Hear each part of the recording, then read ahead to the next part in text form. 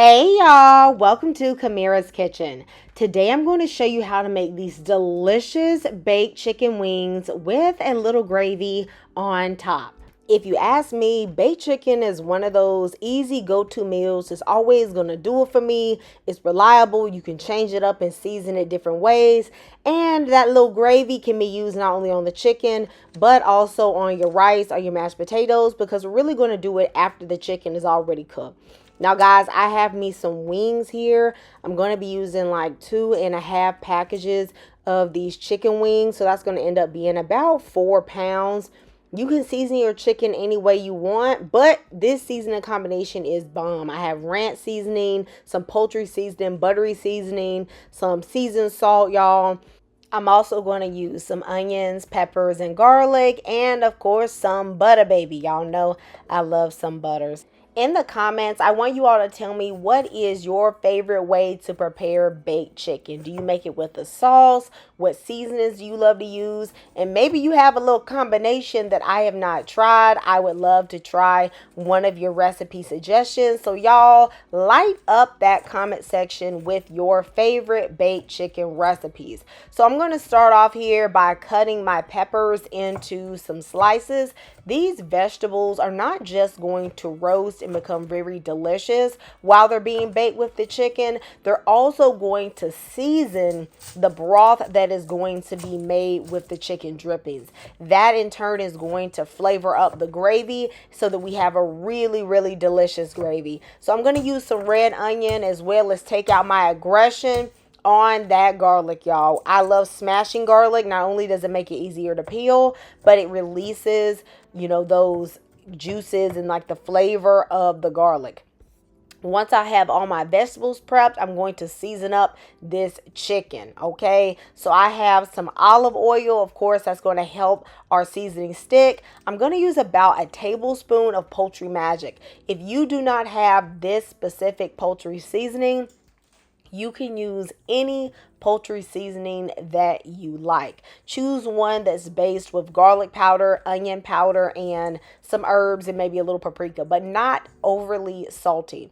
Now, I know this says a buttery steakhouse seasoning, but guys, I love this on chicken. I'm going to use about 2 tablespoons. It has a really rich, buttery flavor. If you don't have this, then just use garlic powder, onion powder, pepper. Okay, use whatever other seasoning you want. I know this says ranch seasoning blend, but this is really good on baked chicken. And I'm going to use about a tablespoon and a half all over my meat. And for my salt factor, I'm going to use this all-purpose seasoning. This is just basically a seasoning salt. I'm going to use this to taste just like I would salt. Once I mix this, of course, I'm going to put a little paprika on for some color, because y'all know that Rika don't taste like nothing. Don't taste like nothing, but it is going to add a little bit of color. I'm going to place my chicken to the side for a few minutes just so it can come to room temp, about 30 minutes or so. And then I am going to take a baking sheet with some foil. I'm going to spray a little olive oil on it just to make sure everything doesn't stick. I'm going to place down all of my vegetables and mix them together well. I actually forgot to put one of my favorite seasonings on my chicken and vegetables, and you're going to see me add it to the veggies just so it can season the broth and things like that. So I love to use some green seasoning. It's basically just a mix of various herbs and spices blended up. I'm going to add about 2 tablespoons to the vegetables. I pre-make this, then I freeze it, and then I thaw it, and that way I always have it on hand. So I'm just going to mix some of this. If you don't have this mixture, then you can just toss in some rosemary and some chopped parsley. That will give a similar effect. Now, guys, I'm going to tell y'all right now, I was planning to do some chicken Jenga to get all this chicken up on this baking sheet. It was honestly too tight, but you know how when it starts baking, the chicken will shrink a bit. We just gonna have to go with that, okay? Because I wasn't about to do 2 pans, and we're gonna make it fit. And I added about a tablespoon or 2 of green seasoning on top of my chicken for flavor as well. Now, y'all know melanated people love the melanated meat. So, babe, I'm going to go in with some extra paprika to make sure I got the color that I'm looking for. And then I'm going to cut up some salted butter and put it on top. I'm going to put it all over. Not only will this naturally baste the chicken, but that butter is going to help my chicken brown up and give the pan juices a really good flavor. Now, if you guys already know this food is going to come out delicious, go ahead and hit the like and subscribe, and let me know in the comments what other recipes you would love to see on this channel.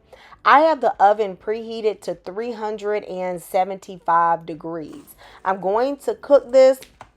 Initially, I'm going to cook it for about 30 minutes, and then I'm going to go in there and I'm going to just, take the pan juices and brush my chicken, and I'm going to put it back in, and I'm going to allow it to cook for at least 20 more minutes. So you can really, cook your chicken wings for a while if you want them to be like fall off the bone. You can just cook them so they're a bit more firm. It's really up to you. I pretty much always end up cooking chicken wings anywhere from 50 minutes to 1 hour. Because of how much skin and fat is on the wings, they're very hard to dry out, especially when you're cooking them with these vegetables.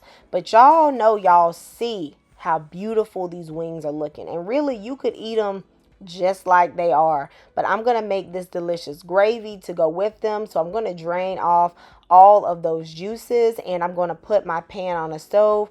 I'm going to use a little bit of this brown gravy. This is a low sodium one. I've mixed about 2 tablespoons of the mix just with a little bit of water. That's going to add a nice little flavor to the gravy, but the gravy already got, a good taste on it. I want to put a little bit more salt, so I'm just going to add a pinch of seasoning salt to taste. And then I wanted mine a bit thicker. You can actually have a thin gravy if you want. So what I did was mix together about a teaspoon of cornstarch with a little bit of water. And then I just mix it together, and then I just added a little bit of extra water until the gravy became the consistency that I wanted. As you mix it, you got to just whisk really quickly to make sure you don't have any lumps. And when my gravy gets to the point where it coats the back of the spoon, that is when I know that I have the perfect texture. In total, this is only going to take you about 5 or 6 minutes to make. Now, if you want, you don't have to cover your chicken with the gravy, but I'm going to pour mine right on over, honey, okay? Then I'm going to leave a little bit extra at the side just for some mashed potatoes, for a little bit of rice. Y'all let me know in the comments if you are going to make this chicken wing recipe. These chicken wings are absolutely delicious. With the gravy, it just takes it over the top. I know I'm going to see you next time in Kamira's Kitchen. Goodbye, y'all, and God bless.